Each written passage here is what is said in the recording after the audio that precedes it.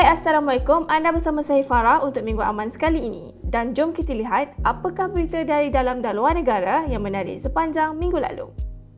Bateri nuklear yang dibangunkan oleh syarikat Betavolt di China dikatakan mampu bertahan sehingga 50 tahun tanpa perlu dicas. Bateri ini menggunakan isotop nikel 63 dengan saiz yang sangat kompak, menghasilkan kuasa 100 microwatts dan voltan 3. Syarikat berharap dapat menghasilkan bateri dengan kuasa 1 watt menjelang 2025.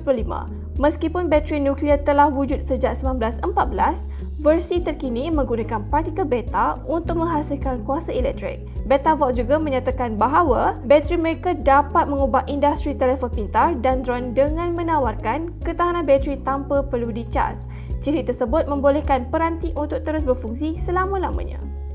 Boost Bank telah mendapat kebenaran dari Bank Negara Malaysia untuk menjalankan operasi perbankan digital mereka mulai 15 Januari 2024. Ujian alfa untuk bank digital ini akan dimulakan secara berfasa melibatkan sejumlah kecil pengguna sebelum diperluaskan. Tarikh pengenalan rasmi untuk Boost Bank ini juga masih tidak diumumkan lagi buat masa ini. Selain itu, Aeon juga telah mendapatkan kelulusan dari Bank Negara Malaysia dan Kementerian Kewangan untuk memulakan operasi bank digital pertama mereka di Malaysia yang dikenali sebagai Aeon Bank. Aeon Bank akan menjadi bank digital Islam pertama di Malaysia dan ujian fasa pertama akan melibatkan pekerja Aeon sebelum diperluaskan kepada umum dan pengenalan aplikasi dijangka menjelang pertengahan tahun 2024.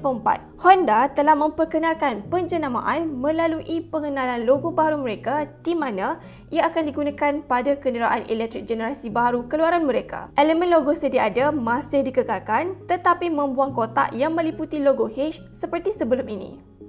Menteri Komunikasi Fahmi Fadzil telah mengumumkan bahawa tiada lagi caj tambahan yang akan dikenakan pada perkhidmatan 5G. Ini membolehkan pengguna yang telah melanggan pakej pascabayar ataupun prabayar untuk mengakses 5G tanpa bayaran tambahan. Beberapa penyedia perkhidmatan seperti Maxis sudah pun menukar pas perkhidmatan 5G dengan menjadikannya percuma. Fahmi Fadzil sebelum ini mengecam tindakan syarikat telekomunikasi yang mengenakan bayaran tambahan untuk 5G. Ini adalah kerana infrastruktur DNB menggunakan dana awam, maka mengenakan lagi bayaran kepada pelanggan adalah tidak wajar. Saintis dari University of Oxford mendedahkan bahawa warna sebenar Uranus dan Neptun dalam sistem solar kita adalah biru kehijauan, berlainan daripada kelabu kebiruan dan juga biru terang yang digambarkan di dalam buku teks. Kesilapan ini berlaku kerana proba Voyager 2 tidak menggunakan penentu ukuran warna yang betul ketika mengambil gambar planet-planet tersebut berpuluh tahun yang lalu. Saintis menggunakan data spektrograf dari teleskop angkasa lepas Hubble dan European Southern Observatory Very Large Telescope untuk mendapatkan warna sebenar, dan Neptun terbukti sedikit lebih biru berbanding Uranus. Google telah membuang lebih 1,000 pekerja mereka dalam proses penyusunan semula dalam bahagian peranti dan perkhidmatan mereka. Antara yang menjadi mangsa ialah pengasas Fitbit, James Park dan Eric Friedman. Penstrukturan melibatkan pengurangan jawatan dalam bahagian perkakasan Pixel, Nest dan Fitbit adalah sebagai usaha untuk menggabungkan pasukan rekaan perkakasan di bawah satu payung dan mengurangkan penggandaan tugasan. Bahagian realiti terimbul AR juga terkesan. Walau bagaimanapun, Google menyatakan bahawa mereka masih komited terhadap pembangunan AR. Menteri Komunikasi Fahmi Fadzil mengumumkan pemindahan beberapa agensi kerajaan dari Kementerian Komunikasi ke Kementerian Digital di bawah Gobit Singh Dio. Agensi Mampu, DNB dan Cyber Security Malaysia kini akan berada di bawah kelolaan Kementerian Digital dengan penamaan baru untuk Cyber Security Malaysia yang akan diumumkan kelak. Peralihan dari rangkaian tunggal ke dui rangkaian sedang menunggu keputusan mesyuarat Jemaah Menteri dan akan dilaksanakan setelah kata putus dicapai.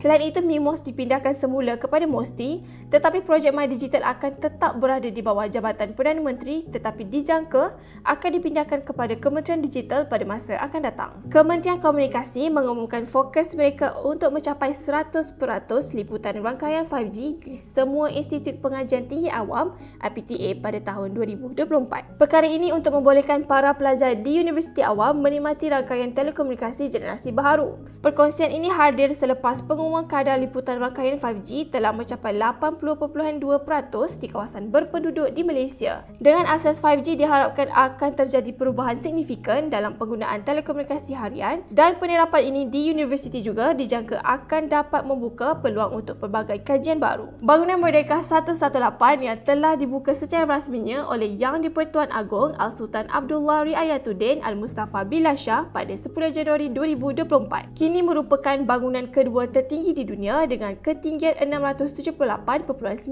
meter dan 118 tingkat. Bangunan ini dimiliki oleh Permodalan Nasional Berhad (PNB) dan memegang gelaran bangunan tertinggi di Malaysia, mengungguli Exchange 106 dan di Asia melebihi Shanghai Tower. Merdeka 118 dengan keluasan lantai 400,000 meter persegi menawarkan ruang pejabat, pusat membeli belah dan hotel dengan kos pembinaan sekitar 5 bilion ringgit.